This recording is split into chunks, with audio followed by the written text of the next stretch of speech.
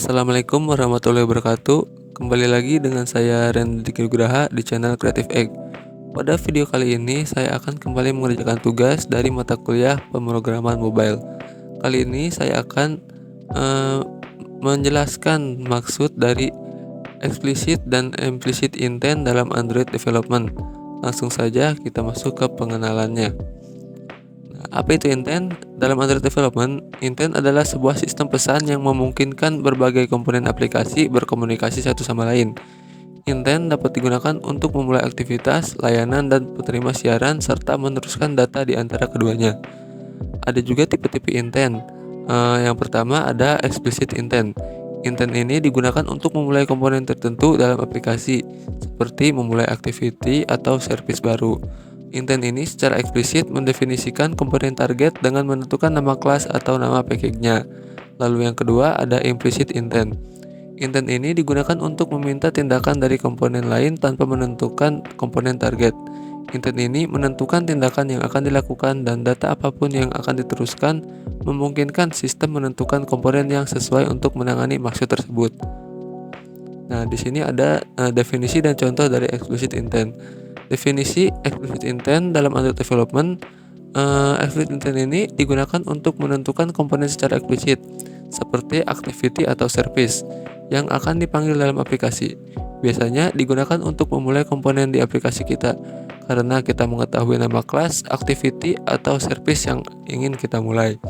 Contohnya, tombol explicit intent digunakan untuk memicu komponen aplikasi yang spesifik, seperti activity dengan menyebutkan nama komponen tersebut secara eksplisit. Contoh dari explicit intent adalah sebuah tombol untuk pindah antar activity. Lanjut, ada definisi dan contoh dari implicit intent. Implicit intent memungkinkan kita meminta tindakan dari aplikasi lain tanpa mengetahui aplikasi mana yang akan menangani permintaan tersebut. Sistem akan menentukan aplikasi mana yang paling cocok untuk menangani permintaan berdasarkan tindakan, data, dan kategori intent. Contoh dari implicit adalah seperti mengklik tombol share di aplikasi. Lalu nantinya sistem akan menampilkan daftar aplikasi yang dapat menangani tindakan share, seperti email, perpesanan, atau aplikasi media sosial. Nah, di sini ada beberapa manfaat dari explicit dan implicit intent. Yang pertama, fleksibilitas. Intent explicit dan implicit dapat menawarkan fleksibilitas kepada pengembang dalam cara mereka mendesain aplikasinya. Intent eksplisit dapat digunakan untuk menargetkan aktivitas atau komponen tertentu secara spesifik, sedangkan implicit intent memungkinkan sistem memilih komponen terbaik untuk menangani permintaannya berdasarkan filter intentnya. Lalu yang kedua, manfaatnya yaitu mudah digunakan. Dengan menggunakan intent, pengembang dapat dengan mudah meneruskan data antar aktivitas atau komponen aplikasi mereka, serta antar aplikasi yang berbeda. Hal ini mempermudah terciptanya pengalaman pengguna yang lancar di berbagai aplikasi. Lalu manfaat yang ketiga ada kompatibilitas.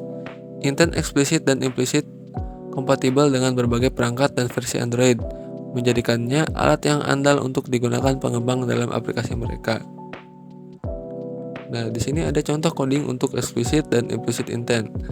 Untuk contoh explicit intent, kita akan membuat sebuah explicit intent untuk menavigasi dari main activity ke second activity.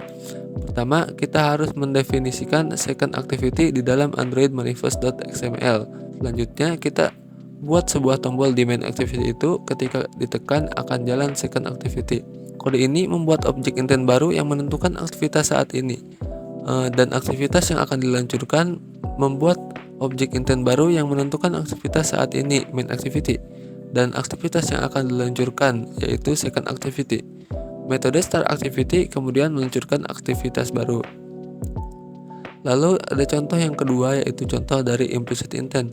Dalam contoh ini, kita akan membuat implicit intent untuk membuka halaman web.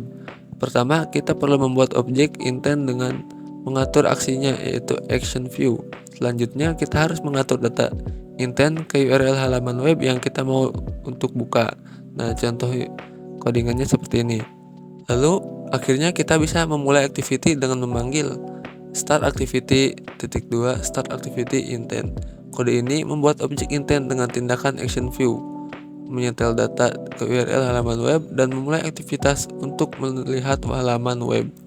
Nah, selanjutnya saya akan tampilkan codingan yang sudah saya buat.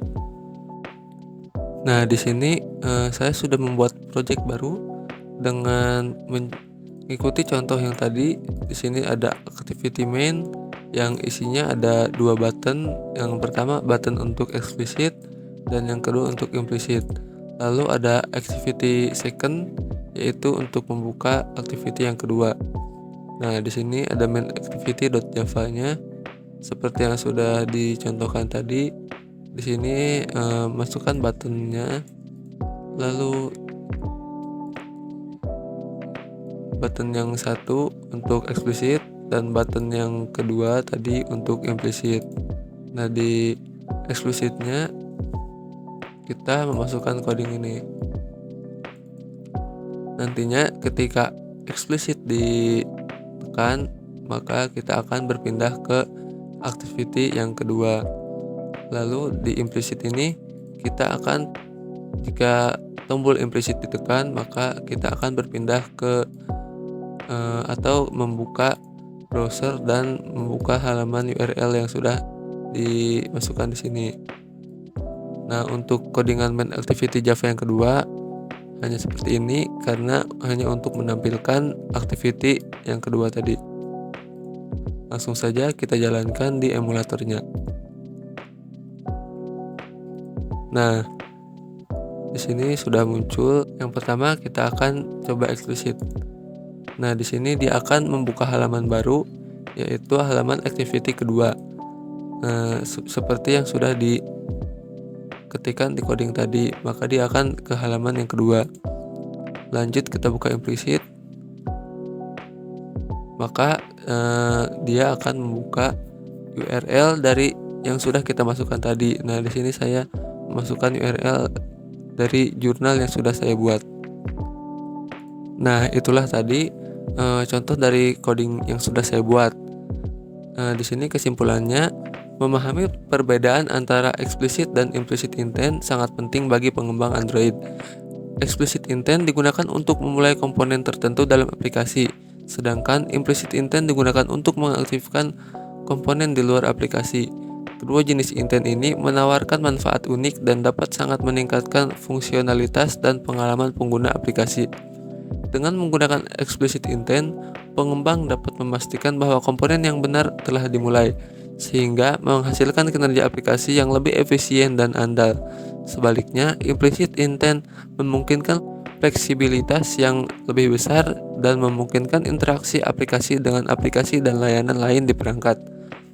Melalui contoh coding yang ditampilkan, jelas bahwa explicit dan implicit intent dapat dengan mudah diterapkan dalam pengembangan Android. Dengan memasukkan intent ini ke dalam aplikasinya, pengembang dapat menciptakan pengalaman yang lebih dinamis dan interaktif bagi penggunanya.